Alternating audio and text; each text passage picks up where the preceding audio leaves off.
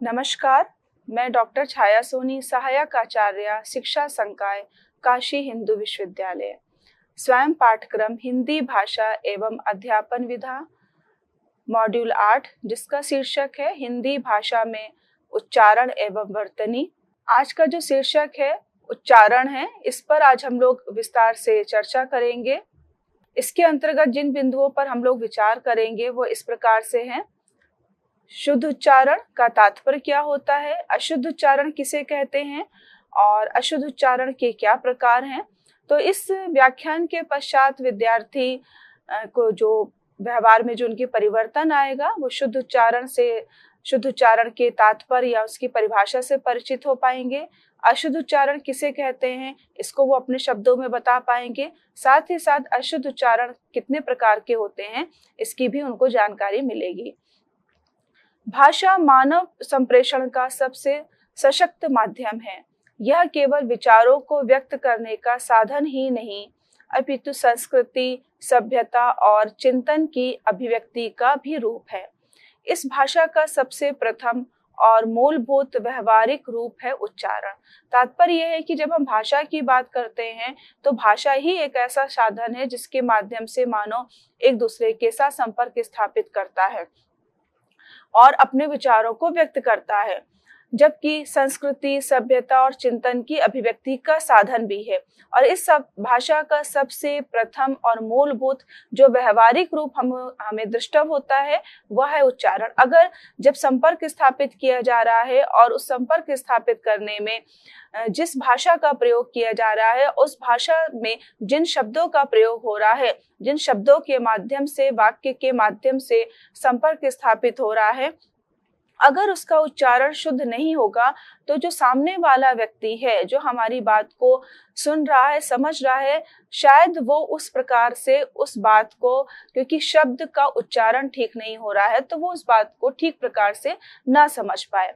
इसीलिए उच्चारण भाषा के ध्वनियों के माध्यम से बाह्य रूप में अभिव्यक्त होने की क्रिया है। यह केवल शब्दों को बोलने की प्रक्रिया नहीं, बल्कि ध्वनियों के स्पष्ट, नियमबद्ध, सौंदर्यपूर्ण और शुद्ध रूप में प्रकट करने की कला है। तात्पर्य है कि जो उच्चारण है वो केवल बाह्य रूप में जो अभिव्यक्त करने की क्रिया ही केवल नहीं है, बल्कि जो शब्द है जो बोले जाते हैं उसकी एक प्रक्रिया के रूप में भी है। ध्वनियों को स्पष्ट रूप से अभिव्यक्त करना है, नियमबद्ध तरीके से और सौंदर्यपूर्ण तरीके से हम उच्चारण में उन सबको अभिव्यक्त करते हैं। हिंदी भाषा जो देवनागरी लिपि में लिखी जाती है, एक ध्वन्यात्मक लिपि पर आधारित भाषा मानी जाती है। इसका अर्थ है जैसा लिखा जाता है वैसा ही पढ़ा और बोला जाता है। फिर भी व्यवहार में हम पाते हैं कि एक ही शब्द को अलग अलग लोग अलग अलग ढंग से बोलते हैं। ये भिन्नता प्रायः क्षेत्रीय बोलियों, सामाजिक पृष्ठभूमियों या व्यक्तिपरक भाषा प्रयोग के कारण उत्पन्न होती है। यहाँ एक महत्वपूर्ण अंतर स्पष्ट करना आवश्यक है कि हिंदी के मानक उच्चारण और बोलचाल की भिन्नता। मानक उच्चारण, इसके पूर्व अभी हम लोगों ने उच्चारण पर बात करी है कि भाषा के माध्यम से जब संपर्क स्थापित किया जा रहा है तो उस संपर्क में जो शब्दों का प्रयोग हो रहा है उन शब्दों का उच्चारण कैसा हो रहा है, यही इसी की ही दृष्टव हम दूसरा व्यक्ति करता है, उसको देखता है और सुनता है, समझता है। तो जहाँ पर हम दो उच्चारण की बात करते हैं तो वहां पर एक मानक उच्चारण की बात आती है और दूसरा बोलचाल की भिन्नता। मानक उच्चारण वह होता है जो भाषा के शुद्ध स्वरूप और व्याकरणिक नियमों के अनुरूप हो, मतलब जिसको कि दूसरा कोई मान्य एक आधार लेकर के चलता है, तो वो एक ऐसी भाषा है जहाँ पर भाषा के शुद्ध रूप का प्रयोग होता है और जो भी काम हो रहा है वो व्याकरणिक नियमों के अनुसार होता है। जैसे श्रद्धा को श्रद्धा, अध्यापक को अध्यापक और क्षमा को कक्षमा जैसे रूपों में उच्चारित किया जाना भाषा की शुद्धता को प्रभावित करता है। ये व्याकरणिक नियमों के अनुसार नहीं है और जो शब्द लिखे गए हैं श्रद्धा, श्रद्धा, ये अशुद्ध और अशुद्धता को प्रदर्शित कर रहे हैं। तो हिंदी भाषा में उच्चारण संबंधी जो त्रुटियां हैं वो दो स्तरों पर देखी जाती हैं। स्वर और व्यंजन ध्वनियों के स्तर पर। और दूसरी जो स्तर है वो है ध्वनि संयोजन एवं संयुक्ताक्षर के स्तर पर। पहला जो त्रुटि देखी जाती है वो है स्वर और व्यंजन, जब ध्वनियां का उच्चारण किया जाता है तो उस स्तर पर हमें त्रुटि दिखाई देती है, उसके आधार पर अशुद्ध उच्चारण किया जाता है। और दूसरा है ध्वनि संयोजन या जो संयुक्ताक्षर होते हैं उनके आधार पर भी जो उच्चारण होता है वो अशुद्ध होता है। इससे न केवल भाषा की सौंदर्यात्मकता प्रभावित होती है बल्कि कई बार अर्थ भी बदल जाता है। उदाहरण के लिए मेला और मैला दोनों में केवल मात्रा का अंतर है, लेकिन अर्थ जो है वो पूरी तरह बदल गया है। एक मात्रा के अंतर से अर्थ का अनर्थ हो जाता है। संगीत और सगीत, हंसना और हंसना, इनमें नासिक ध्वनियों की अनुपस्थिति से संप्रेषण में भी कमी आती है। शुद्ध उच्चारण वह है जिसमें शब्दों के प्रत्येक वर्ण का तात्पर्य स्वर, व्यंजन, मात्राएं और चिन्ह आदि का उच्चारण भाषा के मानकीकृत स्वरूप के अनुसार होता है, जिसमें किसी भी प्रकार की विकृति, अपभ्रंश या अनावश्यक परिवर्तन ना हो। अर्थात शुद्ध उच्चारण उसको बोलेंगे जहां पर शब्दों के प्रत्येक वर्ण का उच्चारण जो भाषा का मानकीकृत स्वरूप है, जो इसके पूर्व में अभी हम लोगों ने व्याकरणिक नियमों की बात करी थी, तो उसी के आधार पर जो मानकीकृत स्वरूप है उसके अनुसार उसका उच्चारण किया जाए, जिसमें किसी भी प्रकार की विकृति, विकार, अपभ्रंश या कोई भी अनावश्यक ऐसा परिवर्तन जिसको स्वीकार नहीं करना है उस प्रकार का वहां पर परिवर्तन ना किया जाए। ध्वनि विज्ञान की दृष्टि से देखा जाए तो शुद्ध उच्चारण में 3 प्रमुख बातों का ध्यान रखा जाता है।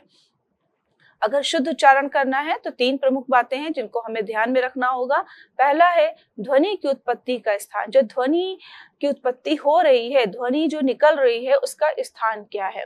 ध्वनि के उच्चारण का स्थान, कहाँ से उत्पत्ति हुई इसके स्थान के बारे में पता हो, और जो ध्वनि को उच्चारित कर रहे हैं, उसको बोल रहे हैं, उसका स्थान क्या है उसके बारे में भी पता होना चाहिए।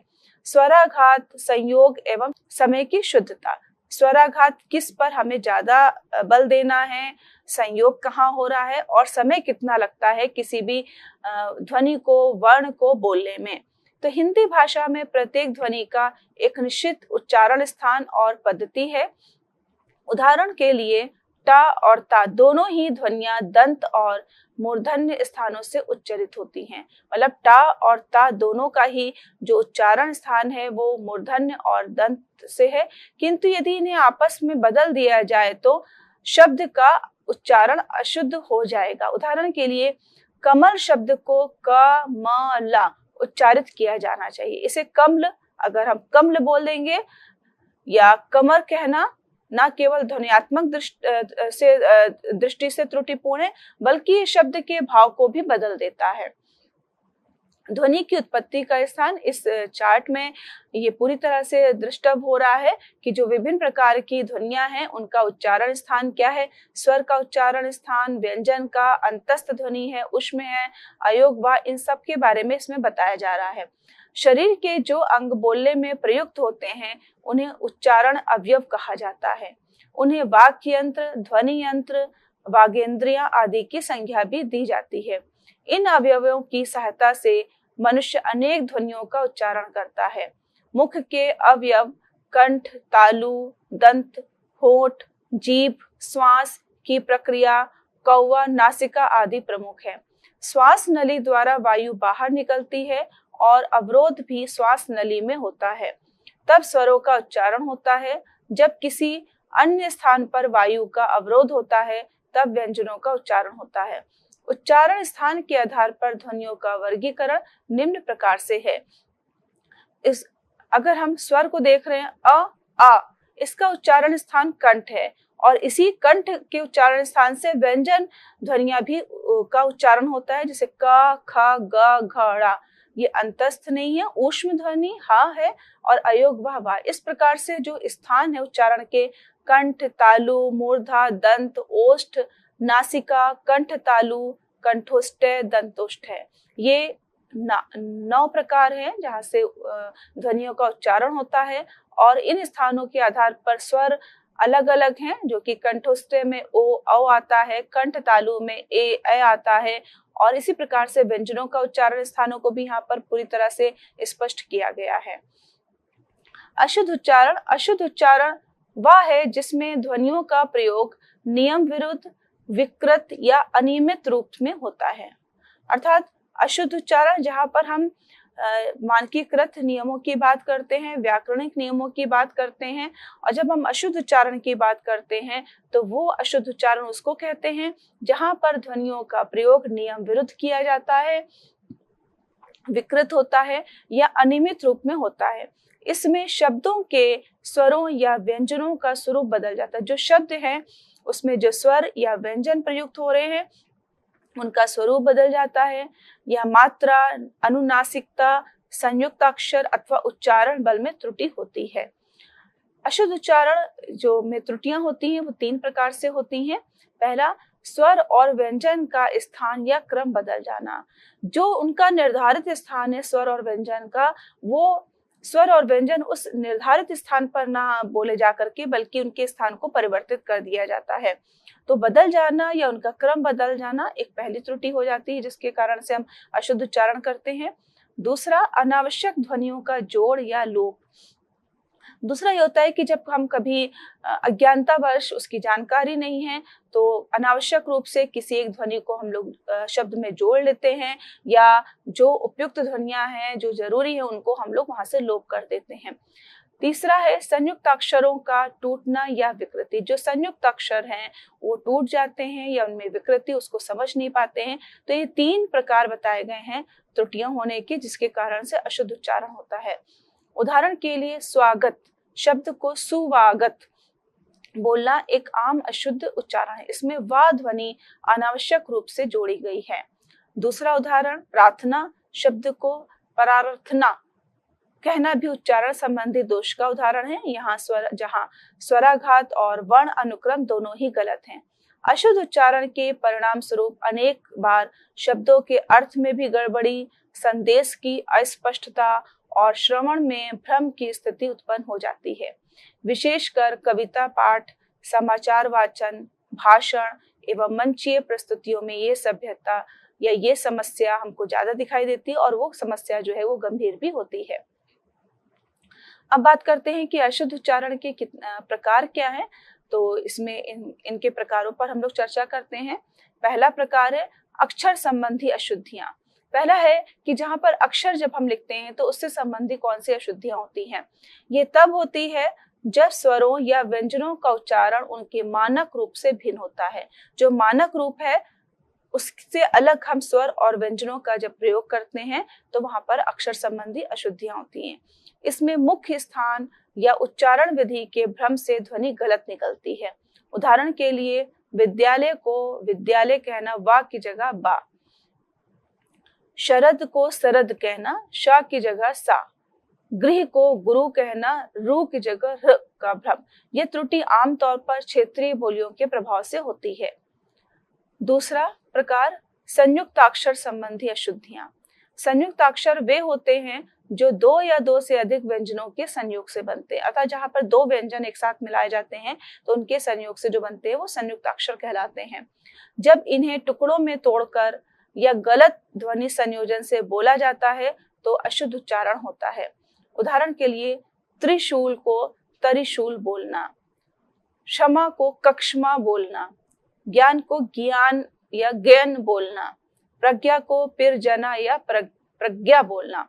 संयुक्त अक्षर का सही उच्चारण भाषा की ध्वन्यात्मक गहराई को बनाए रखता है। मात्रा युक्त अक्षरों की अशुद्धि, मात्रा के आधार पर जो अशुद्धियां होती है जिसके कारण से उच्चारण भी अशुद्ध होता है। तो हिंदी में मात्रा का गलत उच्चारण शब्द के अर्थ और प्रभाव को पूरी तरह बदल देता है। ह्रस्व छोटी मात्रा और दीर्घ बड़ी मात्रा में भेद करना अत्यंत आवश्यक है। उदाहरण, मेला मैला ए और ए, चूना चुन्ना उ और उ, रीति रति ई। मात्रा की ये गलती कई बार हास्य और विडंबना का कारण भी बन जाती है। अनुनासिक, अनुस्वार एवं अर्ध अनुस्वार संबंधी अशुद्धियां।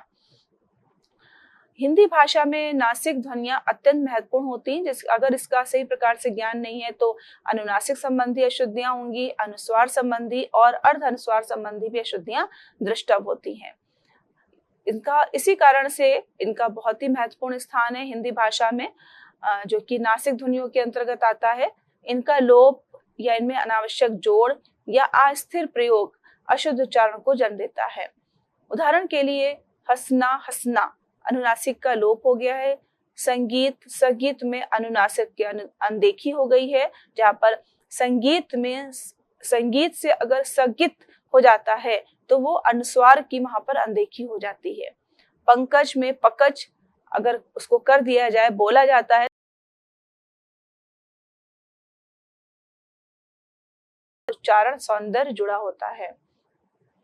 ध्वनि आधिक्य संबंधी अशुद्धि, जब किसी शब्द में अनावश्यक ध्वनि जोड़ दी जाती है जो भाषा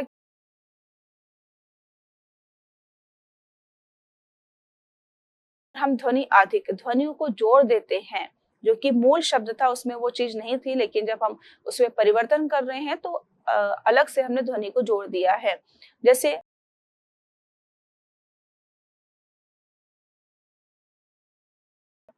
काम को काम कहना, इस प्रकार की अशुद्धि कई बार हिंदी में संस्कृत निष्ठता या क्षेत्रीय प्रभाव के कारण भी देखी जाती है। ध्वनि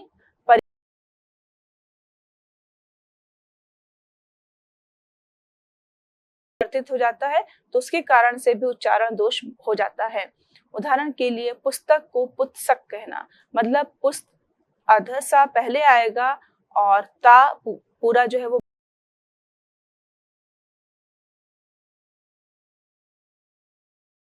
पुस्तक हो जा रहा है। दर्पण को दप्रण, दप्रण कहना, वृद्ध को वृद्ध या विरुद्ध कहना इत्यादि। ध्वनि का क्रम ही शब्द का अर्थ है, उसका विघटन शुद्धि। नुक्ता हिंदी में उन ध्वनियों के लिए प्रयोग होता है जो उर्दू या फारसी मूल शब्दों से आई हैं। नुक्ता का तात्पर्य उन ध्वनियों के लिए है जो कि उर्दू या फारसी।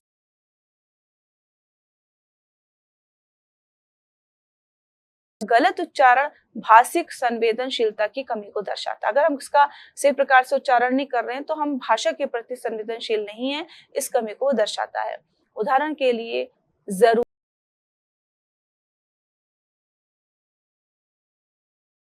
ये केवल उच्चारण दोष नहीं बल्कि शब्द की आत्मा का भी लोप हो जाना है। स्वराघात संबंधी अशुद्धियां, हिंदी में यद्यपि स्वराघात का स्तर अंग्रेजी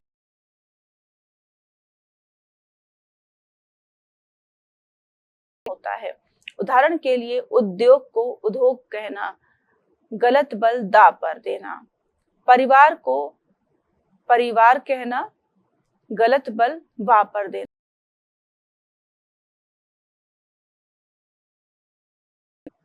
इस प्रकार से इस चार्ट में हम लोग अभी तक के जो उच्चारण के जो अशुद्धियां थी उसके प्रकारों पर बात करी। इसको हम एक चार्ट के रूप में देख सकते हैं कि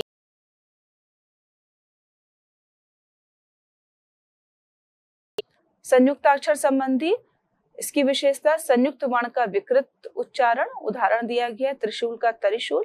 मात्रा युक्त, मात्रा की त्रुटि, मेला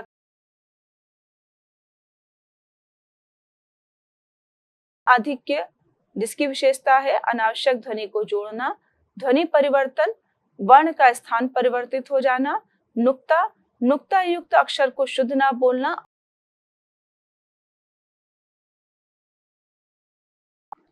निष्कर्ष, हिंदी भाषा के उच्चारण पर आधारित इस व्याख्यान में हमने जाना कि उच्चारण केवल ध्वनि की अभिव्यक्ति नहीं बल्कि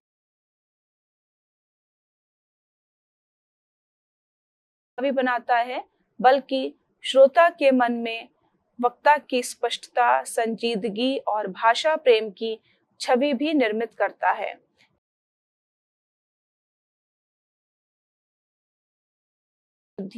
जैसे अक्षर, मात्रा, संयुक्ताक्षर, अनुनासिकता, नुक्ता और स्वराघात संबंधी देखी जाती हैं, जो अर्थ और प्रभाव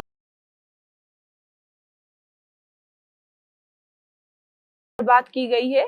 उच्चारण कहते हैं शुद्ध उच्चारण कि व्याकरण नियमों के अनुसार मानक शब्दों का मानकीकृत रूप होता है, उसको करते हैं शुद्ध उच्चारण। जहाँ प्रकृति उत्पन्न होती है और वर्णों में वर्ण परिवर्तित कर दिए जाते हैं, उनके स्थान को परिवर्तित कर दिया जाता है, उसके द्वारा जब उच्चारण किया जाता है शब्दों का, तो वह उच्चारण कहलाते हैं।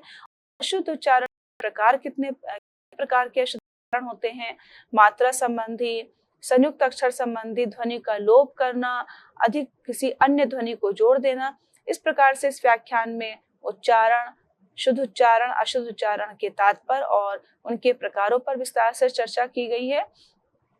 कोई आपके प्रश्न सामने रख सकते हैं और ये सोचना है कि ये जो प्रकार बताए जा रहे हैं, हम कोशिश करनी है कि हम किस प्रकार से जब भी हम संपर्क स्थापित करें अपने समाज के साथ और लिखित रूप में अपने विचारों को व्यक्त करें, तो शुद्ध उच्चारण के माध्यम से ही संपर्क स्थापित किया जाए। शुद्ध उच्चारण करने का अधिक से अधिक प्रयत्न करना चाहिए। धन्यवाद।